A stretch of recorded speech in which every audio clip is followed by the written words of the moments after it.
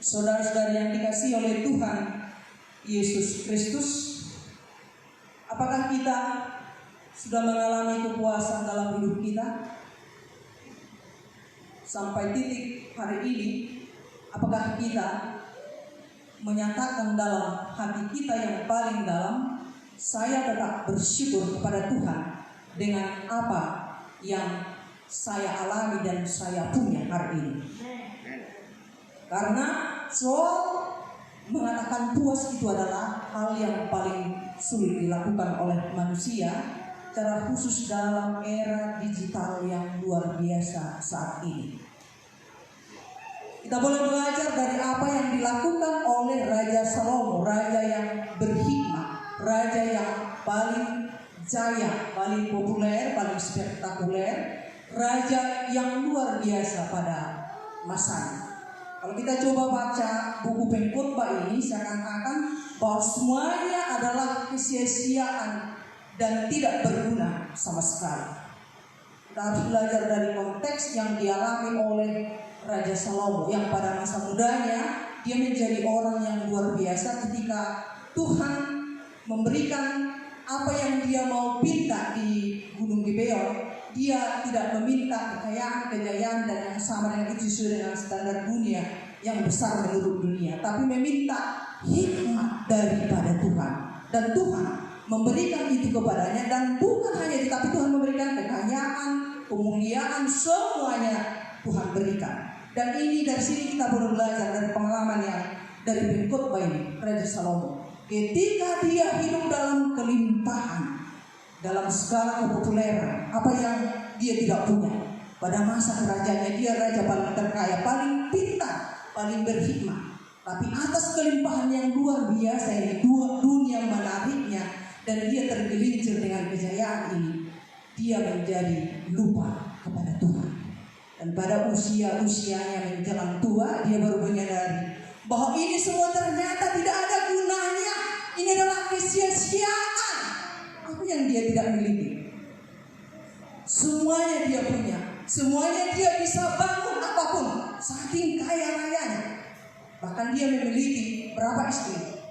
700 istri, 300 kundi. Dia paling memiliki banyak mertua, luar biasa. Tapi dia katakan bahwa itu semua adalah sia-sia jika Tuhan ditinggalkan dan dilupakan. Semua kita harus belajar dari apa yang dialami oleh Raja Salomo, raja yang memiliki apapun, tapi dia mau mengajarkan kepada kita, apapun, sehebat apapun kita, sekaya apapun kita, sepopuler apapun kita, jika Tuhan tidak berkenan di dalam hidup kita, semua itu adalah kesia-siaan. Bapak, Ibu, saudara-saudara yang dikasihi oleh Tuhan Yesus Kristus, di dunia ini ada hal yang biasa, tetapi ada pula yang luar biasa. Yang luar biasa seringkali dianggap sebagai yang istimewa, yang hebat dan spektakuler. Dan manusia cenderung mencari yang spesial dan spektakuler ini. Orang bersedia membayar lebih untuk satu porsi nasi goreng istimewa, spesial, daripada membeli nasi biasa. Ini contoh sederhana. Membeli martabak spesial dianggap lebih enak dibandingkan dengan martabak biasa. Padahal kalau saya coba, martabak biasa lebih enak dari martabak yang dicampur warna ini, keju ini, coklat ini, coklat. Coba, lebih enak kok yang biasa. Cuma hanya dikasih gula dan susu. Memang itu yang biasa, yang original. Kalau yang istimewa kan 3 kali lipat. Martabak biasa misalnya 10.000, ini 60.000. Kita coba rasain, lebih enak kok yang ori, yang biasa. Tapi itulah dunia, pertunjukan istimewa dinilai lebih bagus dari pertunjukan yang biasa dan sederhana. Baju biasa yang dibeli di pasar tetap cantik kok. Seperti ini misalnya, dengan baju branding misalnya dengan harga 200 juta, tas biasa tetap cantik kok, namanya tas, tempat dompet dan tempat yang lain-lain. Dengan tas branding 1 miliar, sepatu biasa, tetap bagus kok, tetap dilindungi kok kaki. Dengan sepatu harga 500 juta. Namanya sama-sama baju penutup aurat, namanya sama-sama tas untuk tempat keperluan yang mau kita bawa, namanya juga sepatu untuk pelindung kaki kita. Ini yang sering salah kaprah dunia ini. Fungsinya dilupakan, yang ditonjolkan adalah tampilannya supaya lebih gemilau dan luar biasa spektakuler yang menjadi soal. Baju saya misalnya harga 100.000, baju uya-uya katanya 200 juta. Saya tak lebih ganteng kok dari dia. Baju saya 100.000, baju dia katanya 200-300 juta 1M. Fungsinya ini yang dilupakan. Dalam banyak hal kehidupan manusia sedang menggandrungi untuk hidup yang istimewa, yang spektakuler sesuai dengan ukuran standar dunia ini. Dan kegandrungan ini bukan hanya soal makanan, pakaian, tapi juga menyangkut soal kehidupan keseluruhan. Hidup kita selalu berlari-lari untuk mengejar yang istimewa dan yang spektakuler tadi, yang besar menurut standar dunia ini. Kita mengejar kehidupan yang istimewa supaya duduk di bangku nomor 1 di posisi utama, status yang tinggi dengan gaji yang tinggi. Dan ini membuat kita terus mengejar. Sudah dapat 1, ingin 2, ingin 3, ingin 4, ingin 5, bahkan ingin semua. Dan itu yang dicontohkan dari cerita seorang petani yang mendapatkan seekor ayam yang bertelur emas. Sudah dapat 3, 4 telur emas. Tapi petani ini menjadi tamak. Dia ingin supaya dapat langsung 100 butir. Dia potong ayamnya. Besoknya mana ada lagi, mati sudah. Itu kegandrungan manusia, dicari. Sudah dapat 1, sudah dapat 2, 3, 4, 5 anak, semua tiba-tiba dia mati. Itu apa yang dia cari dan kumpulkan itu. Dan ini yang membuat kita terus mengejar, tapi tidak pernah puas. Selalu kurang dan selalu kurang, selalu ingin meraih, selalu ingin mengumpulkan dan menumpuk. Itu sebabnya Tuhan mengajarkan kita. Karena matematika Tuhan dengan matematika manusia berbeda. Kalau manusia semakin mengumpulkan, semakin banyak, semakin mencari, semakin menumpuk dengan banyak. Tapi kalau matematika Tuhan, berilah maka engkau akan mendapat dan berlimpah. Dan kita akan puas dengan cara kehidupan seperti terus mencari, mengumpul, mencari, mengumpulkan.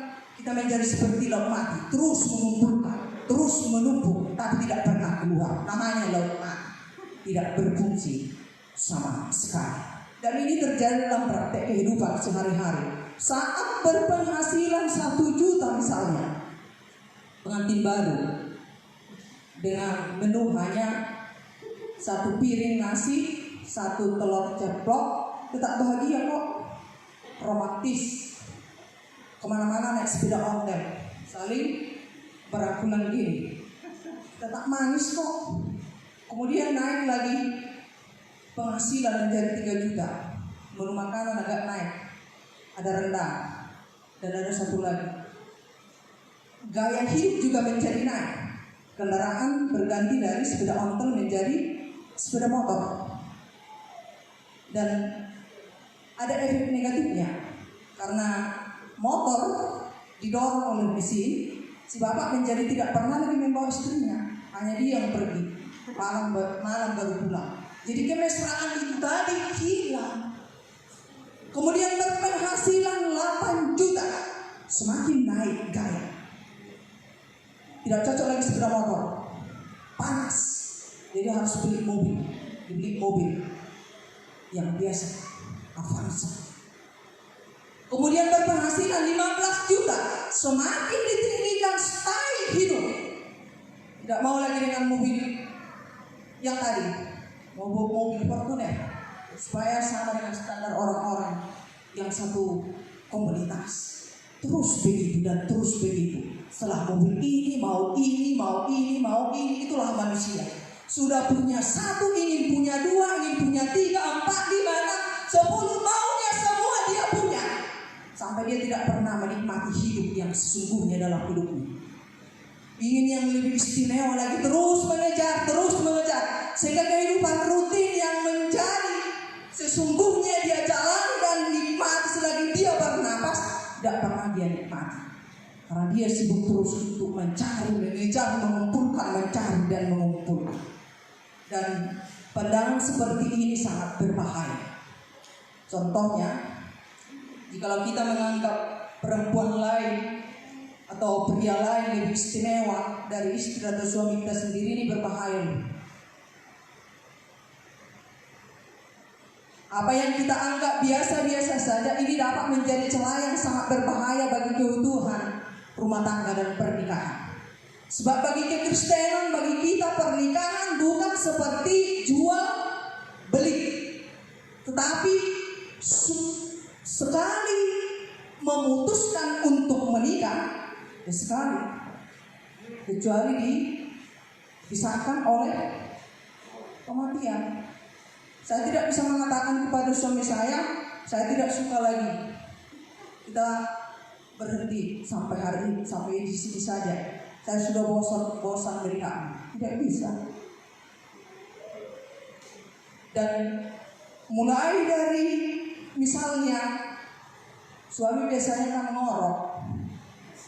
Kalau sudah menikah, kalau sudah menjadi pilihan kita, biarpun dia mengorok mulai dari do, re mi fa sol fa, gitu. Sampai akhir hayat hidup dia adalah pilihan kita. Amin. Atau dengan istri, mulai dari body kita sampai body ember anti pecah, kemudian menjadi body drum, itu tetap pilihan kita para suami. Amin. Sampai akhir hayat kita tidak ada alasan untuk mencari yang lebih istimewa di luaran. Jika sudah menikah. Jadi mari kita belajar dari pengkhotbah ini. Pada nas khotbah hari ini, pengkhotbah berambisi mengejar berbagai hal yang istimewa dan besar. Bahkan pada ayat 9 ia berambisi menjadi yang terbesar dari orang-orang pada zamannya dan pada zaman sebelumnya. Lalu apakah hasil dari ambisi besarnya itu?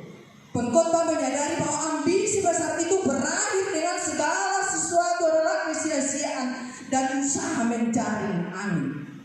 Sia-sia tanpa makna. Pengkhotbah merenungi kehidupannya dalam pengkhotbah 9 ayat 9 dan 10. Dia menyadari ambisinya adalah kesia-siaan dalam hidup. Dia ingin memiliki hidup yang sesungguhnya dalam kesederhanaan di dalam Tuhan. Kemudian dia meminta hikmat dari perkara-perkara sehari-hari, dari hal-hal yang kecil, tentang sepotong roti. Kalau hanya cukup sepotong roti, untuk apa 4 atau 5 roti? Misalnya, kalau kita beli nasi padang, ya sebungkus, cukup kan sebungkus. Tapi kalau coba ditawarkan, misalnya ini prasmanan, ada menu ini sampai 20 macam. Udah diambil satu, kurang lagi. Mau ini lagi, mau itu lagi, mau itu lagi. Cukup kan hanya satu bungkus tadi. Jadi kita mau belajar dari apa yang diajarkan oleh pengkhotbah ini. Kalau cukup sepotong roti, ngapain mau mengambil 3 potong roti? Ada rasa cukup, rasa syukur di sini, itu yang paling penting. Amin. Sadar atau tidak sadar, kita memang tidak menginginkan ini. Apa nih? Makanya kita menjadi pakai ini. COVID. Kita tidak menginginkan COVID datang. Tapi COVID telah datang. Dan sudah beberapa bulan segala upaya telah dilakukan oleh pemerintah, tapi sampai hari ini dia belum pergi dan pulang ke tempatnya. Ada satu hal yang mau kita pelajari setelah ini datang. Banyak orang berkomentar seperti ini. Setelah COVID datang kan kita hanya perlu memikirkan makanan setiap hari. Benar nggak Bapak Ibu? Mau kemana beli baju hari ini? Mau pergi kemana beli baju? Mau pergi kemana pakai sepatu bagus hari ini? Atau mau beli tas branded hari ini? Mau kemana kita? Bahkan baju-baju kita yang di lemari sudah mulai kena lapuk karena tidak pernah kita pakai. Karena memang kita stay di rumah, berada di rumah karena situasi yang sedang kita alami. Jadi banyak pelajaran hal yang positif jika kita tetap mau bersyukur dari hal yang terjadi ketika pandemi ini terjadi di seluruh dunia ini. Segelas anggur, kamu cukup segelas anggur? Kenapa harus minum ceret sampai baru? Kan cukup satu gelas saja, sesuai dengan porsi kita masing-masing. Kalau cukup hanya satu baju, kenapa kita harus mengumpulkan baju? Ada orang yang kebiasaan ya para pesohor dunia, pesohor Indonesia juga, bajunya berapa lemari? Itu mungkin tidak pernah lagi dipakai. Saking banyaknya baju. Jadi tidak berfungsi sama sekali. Hanya untuk mengatakan bahwa saya bisa membeli baju ini, membeli baju ini, membeli baju ini. Bukan lagi pada fungsinya untuk menutup tubuh kita. Katakan oleh pengkhotbah lagi, dia lebih bersukacita memiliki istri sendiri. Ini dia menyaksikan dan dia memiliki 700 istri dengan 300 budik. Dia mengatakan lebih damai dengan istri satu sendiri. Dia karena telah mengalami bahwa kesia-siaan jika ingin punya istri lagi, satu lagi, dua lagi, tiga lagi, empat lagi, lima lagi.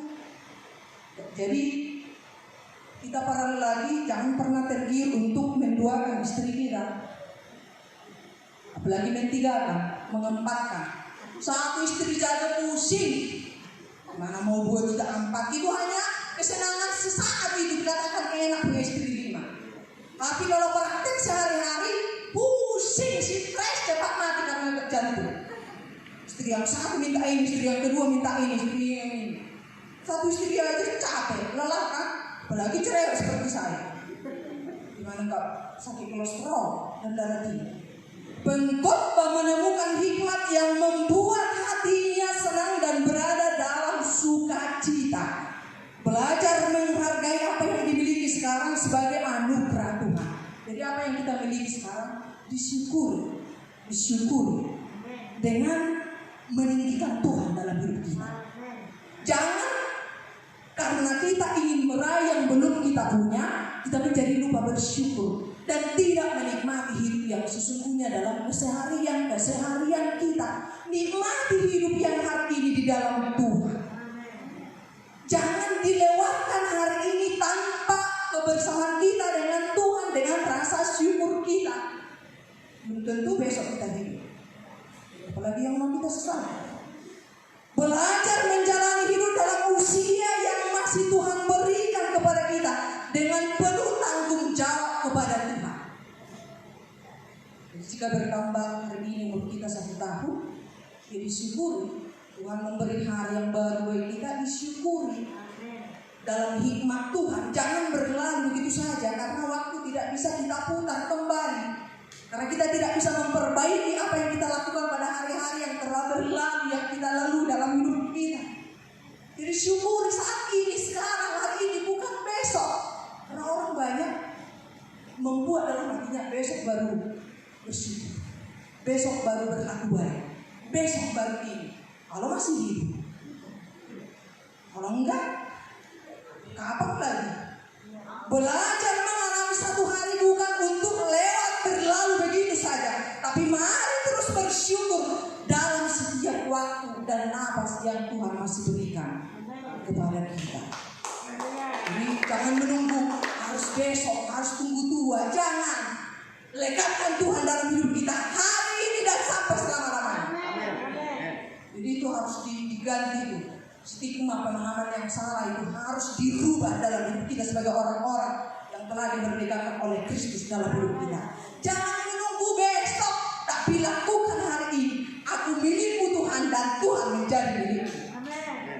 Dan kita akan menjadi orang-orang yang luar biasa di dalam dunia ini. Lakukan itu dalam kesetiaan. Hikmah dari pengkhotbah adalah pelajaran bagi yang sangat penting bagi kita. Sebab kadang-kadang kita berseru-seru memohon mujizat yang besar dan kita menjadi lupa bahwa Tuhan setiap hari memberikan kita mujizat yang luar biasa. Itu juga kelemahan manusia. Fokus hanya untuk meraih dan menunggu mujizat Tuhan yang sangat spektakuler, sehingga kita melupakan bahwa hari ini adalah mujizat besar diberikan Tuhan kepada kita. Hari ini ketika saya bisa berdiri di sini adalah mujizat besar, karena saya masih bisa bernapas dan berdiri dengan sempurna. Sama halnya dengan kita semua. Jadi jangan habiskan waktu kita hanya untuk mengejar mujizat-Mu yang besar. Tuhan, jatuhkan. Sampai lupa kita mengucap syukur atas berkat-berkat Tuhan yang berlimpah yang Tuhan berikan setiap detik dan detik pada hidup kita. Masih bisa normal bernapas sampai hari ini. Masih normal dan kita bernapas. Tidak ada yang memakai oksigen. Masih normal berjalan dengan dua kaki. Masih normal tangan dengan baik. Tidak ada yang mengalami kelumpuhan. Bukankah perkara yang rutin dan biasa ini adalah anugerah Tuhan yang sangat besar dalam hidup kita, yang tak ternilai, sangat mahal, tapi gratis diberikan oleh Tuhan kepada kita? Berapa harga oksigen sekarang di rumah sakit? Misalnya 25.000 per kilogram. Berapa kilogram yang kita butuhkan setiap hari? Berapa 1 tahun? 50 tahun, 70 tahun misalnya, jika umur kita menjadi 70 tahun. Siapakah yang sanggup membayar ini dengan uangnya sekaya apapun? Ada yang sanggup? Tidak ada yang sanggup. Jadi jangan fokus kita hanya untuk Tuhan memberikan mujizat yang besar, ceplok jatuh uang 1 gunung. Sementara anugerah yang besar, yang luar biasa diberikan Tuhan kepada kita melalui napas kehidupan sampai detik ini. Karena sebanyak apapun dimiliki orang saat ini, sehebat apapun dia, sekaya apapun dia, tapi ketika napasnya tidak normal lagi, apa artinya? Makan itu susah. Tidak bisa dimakannya uangnya yang bermiliar-miliar itu. Jadi mujizat yang terbesar yang kita alami setiap hari adalah kita hari ini bernapas dengan normal dan luar biasa dari Tuhan. Syukurlah itu jika kita masih diberikan Tuhan kehidupan baru setiap hari dan setiap saat melalui oksigen yang baru ya, bukan yang basi, tapi Tuhan memberikan yang baru bagi kita setiap hari dengan pernapasan yang normal, detak jantung yang normal, dengan nadi yang berjalan dengan normal. Itulah anugerah yang termahal yang diberikan Tuhan kepada kita, supaya kita belajar berkat Tuhan bukanlah tentang hal-hal yang harus spektakuler, luar biasa. Hidup kita adalah luar biasa. Dan Tuhan mau supaya kita menjadi orang luar biasa melalui tunduk taat kita kepada-Nya. Itu yang menjadi soal. Hal yang sama juga, iman kita bertumbuh bukan hanya pada saat hal-hal yang spektakuler, tapi juga harus bertumbuh setiap detik, setiap hari, setiap detik, setiap hari, dan setiap detik. Biasanya orang yang mengalami pergumulan yang berat, ketika dia berusaha untuk menyelesaikan dengan pikiran dan kekuatannya sendiri, tidak mampu. Dengan bantuan orang lain tidak mampu. Bahkan dengan bantuan orang pintar misalnya tidak mampu. Ketika semuanya sudah amblas, tidak ada kekuatan sama sekali, dia akan datang kepada Tuhan dari segala kelemahan dan keterbatasannya. Tuhan, tolong. Kenapa kita tidak melakukan hal itu setiap hari? Memegang Tuhan dengan erat-erat pada kehidupan setiap saat dan setiap saat. Dipastikan bahwa iman kita akan menjadi iman yang luar biasa di dunia ini. Kita praktekkan itu setiap hari, kita lakukan itu setiap hari. Bukan hanya ketika saat terjepit kita datang berteriak dengan keras dan luar biasa, tapi ketika kehidupan lancar mulus seakan-akan kita tidak peduli dengan itu. Kita harus belajar dari ketika kita terpuruk, kita sangat memberikan energi yang luar biasa untuk meraih Tuhan dalam hidup kita. Dan jika ini kita lakukan setiap saat, setiap detik, maka Tuhan akan membentuk rohani kita menjadi seorang yang luar biasa. Seorang anak kecil berada di ladang, dia memandang pesawat terbang. Dan anak kecil ini berkata dalam hatinya, enak sekali pilot bisa duduk di pesawat, saya juga ingin. Hal yang sama juga dikatakan oleh pilot di atas pesawat, dilihatnya ladang pesawat yang luas. Enak sekali tuh anak, saya juga ingin pesawat bersama-sama dengan anak-anak saya. Atau juga ketika suami istri bersepeda ontel dan tiba-tiba hujan datang, kemudian mereka menjadi berpegangan lewat mobil, suami istri juga di dalam. Yang di mobil mengatakan, bahagia sekali yang naik sepeda, mesra aman, kami jauh-jauhan. Kemudian datang yang naik sepeda ontel, sekali yang punya mobil, duduk ber-AC dan tidak kena hujan. Kadang-kadang kita tidak mampu menerima apa adanya kehidupan kita. Kita selalu menganggap dan merasa bahwa hidup orang lain lebih enak, lebih bahagia dari kita. Akibatnya kita menjadi sering iri dengan kehidupan orang lain dan menjadi lupa mensyukuri apa yang telah kita miliki saat ini. Jika kita tidak pernah mengalami kepuasan dalam hidup kita. Misalnya yang punya rambut keriting, lihatnya orang yang berambut lurus, dia ingin punya rambut yang lurus. Kayak ada sekarang smoothing, ini smoothing ini hampir sama dengan rambut apa? Keriting. Ini kan dari smoothing. Yang punya rambut lurus, dilihatnya rambut keriting, ikat-ikat, dia ingin juga rambut keriting. Yang punya kulit hitam manis, dilihatnya orang yang punya kulit putih, dia ingin memiliki kulit putih. Dan yang punya kulit putih dilihatnya orang manis sekali, hitam manis, hitam manis, hitam manis. Saya juga pengen punya kulit hitam.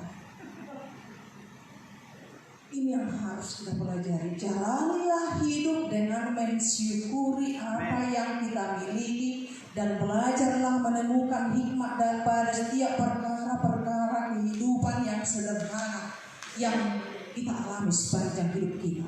Karena kita akan terus mengalami naik turun hidup. Kadang-kala ada kesulitan, ada kemudahan, ada kejayaan, ada kejatuhan, ada suka, akan ada duka. Berganti silih berganti kehidupan yang kita jalani. Tidak ada orang yang terus mengalami sukacita, terus mengalami kemujuran, terus tidak ada itu. Tapi ini silih berganti, turun naik. Untuk itulah kita butuh Tuhan dan hikmat Tuhan dalam hidup kita. Amen. Supaya ketika kita mengalami keterjatuhan, kita tidak memberontak kepada Tuhan. Atau ketika kita mengalami kejayaan dan kenaikan yang luar biasa di hidup kita, dan menjadi angku dan pohon. Tidak. Tapi kita tetap memiliki hati yang sederhana di dalam ini, yang mengatakan, aku bersyukur kepada Tuhan apapun yang terjadi dan yang kualami saat ini. Sebab hidup ini bukanlah soal apa yang sedang kita miliki, tapi hidup ini adalah sedang hidup bersyukur di dalam Tuhan. Itu yang sering dilupakan oleh orang-orang percaya. Jadi syukuri apa yang sedang ada dan terjadi dalam hidup kita sekarang ini. Maka kehidupan kita akan semakin mudah kita jalani sambil meraih Tuhan, terus semakin melekat dengan kehidupan kita. Jadi kalau ada yang hidungnya pesek, syukuri. Jangan jadi ingin mengubahnya jadi mancung. Karena saya lihat orang yang pesek dimancungkan jadi jelek. Karena memang ukurannya sesuai dengan wajah kita, memang ini ukurannya diberikan oleh Tuhan. Sesuai dengan ukurannya. Ya mata saya seperti ini memang sesuai dengan wajah saya. Hidung saya seperti ini sesuai dengan wajah saya. Kalau dibuat agak tinggi sedikit jadi jelek, gak cocok. Tuhan lebih tahu dengan itu semua. Jadi manusia yang sok-sok tahu terus. Supaya jangan terjadi seperti kejadian siapa tuh yang berapa kali operasi plastik yang lagi viral ya, jaksa pinangkir kurang mancung operasi, kurang ngurus operasi, kurang ini operasi, yang pasti butuh biaya banyak untuk itu. Bui menunggu kan penjara, kekayaan yang besar tidak dapat menjadi jaminan, sebab jika kebahagiaan dapat menjadi jaminan karena kekayaan, maka tentu orang-orang kaya akan menari-nari di jalanan dengan gembira dan riang. Pernah nggak melihat orang kaya raya menari-nari di jalanan? Pernah nggak? Ketawa aja susah. Iya, waktu masih mencontoh jengkol sama istrinya, sederhana, tapi ketawanya itu luar biasa. Tapi ketika sudah memiliki budget usaha 20 miliar, ketawa susah. Kita aja mau bertemu susah, seperti menemui apa? Susah. Kenyataannya bukan orang-orang kaya yang memiliki banyak duit yang riang-riang bergembira di jalan. Siapa yang riang gembira di jalan? Anak-anak jalanan yang tidak memiliki uang. Besok dia nggak tahu, nanti sore dia nggak tahu apakah dia makan. Tapi orang itu bernyanyi, bergembira dengan apa yang disahkan pun dalam hidupnya. Jadi bukan jaminan dia kaya raya, kebahagiaannya menjadi sempurna, tidak. Hidup kita bukan tergantung kepada apa yang kita miliki, tapi hidup kita tergantung kepada hidup yang diberikan oleh Tuhan pada kita. Saya punya saudara yang punya banyak usaha, ya kaya raya, tapi 3 tahun yang lalu tiba-tiba dia memberhentikan beberapa usahanya yang telah lama dibangun. Kemudian saya bertelepon, kenapa diberhentikan? Itu kan sudah susah-susah dibangun. Jawabnya, jenius menurut saya. Sudah cukuplah sampai di sini. Karena saya tidak punya waktu sama sekali untuk diri saya, mengurus diri saya, mengurus keluarga juga saya tidak punya waktu sama sekali. Saya yang sibuk mengurus ini, mengembangkan usaha ini, mengurus ini. Bahkan tidur saya tidak pernah memikirkan bagaimana usaha yang di sana, bagaimana usaha yang di sana, apa ada permasalahan. Kini menurut saya, dia mau melepaskan segalanya. Ini yang ada cukup, usaha yang ini yang dulu awal menjadi usaha kami ini sudah cukup untuk menjadi kebutuhan kami setiap hari. Sangat sulit melakukan ini, tapi orang ini melakukan dengan luar biasa ketika dia mengalami perjumpaan dengan Tuhan. Jika kekuatan tidak dapat menjamin keamanan, karena kalau kekuatan bisa menjamin keamanan, maka tentu orang-orang penting, orang-orang hebat, orang-orang luar biasa, jika dia berjalan kemana-mana tidak perlu pakai pengawal. Tapi mereka pakai pengawal kok, dijaga kok. Kalau kekuatan itu menjadi jaminan kekuatan, menjadi hal yang luar biasa, toh buktinya hanya orang-orang yang hidup sederhana yang dapat tidur nyenyak dimanapun dia tidur, bukan di spring bed yang empuk kok. Di ranting-ranting kayu juga dia tidur nyenyak sampai mimpi naik pesawat. Karena itu mari belajar bersyukur dengan hal-hal yang sederhana dalam praktek kehidupan sehari-hari kita.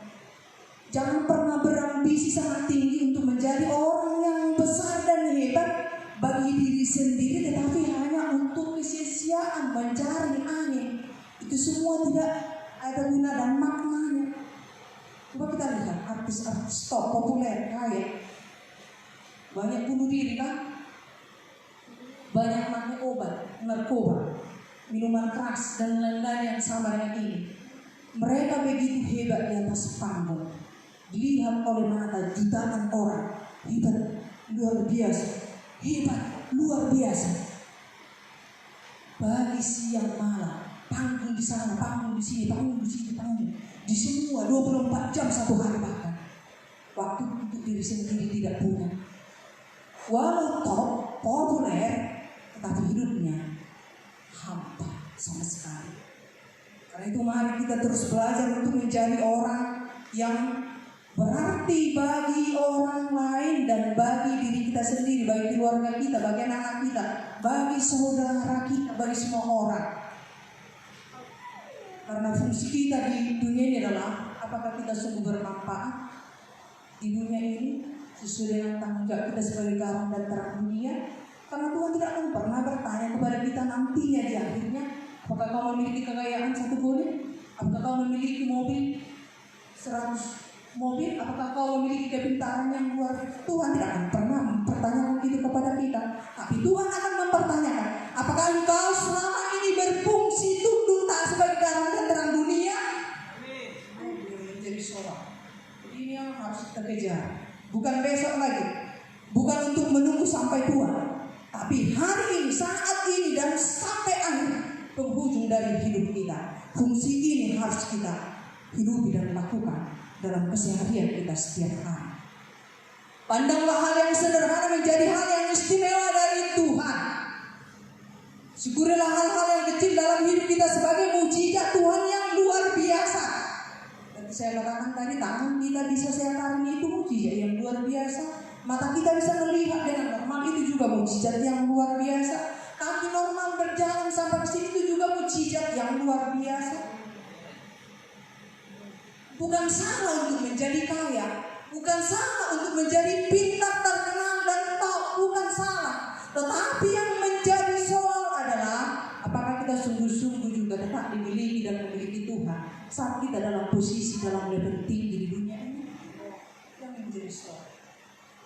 Karena kebiasaan manusia sering lupa acak yang sering terjadi. Awalnya biasa-biasa, hanya penjual cengkol, karena bekerja keras suami istri naik level menjadi menjual nasi padang. Dari nasi padang berkembang menjadi menjual HP, kemudian menjadi properti, tambah lagi. Saat masih penjual cengkol, sangat ramah kok, murah hati, luar biasa. Tapi ketika telah memiliki usaha properti yang luar biasa, kita lewat juga nggak diangkat. Ini yang menjadi soal.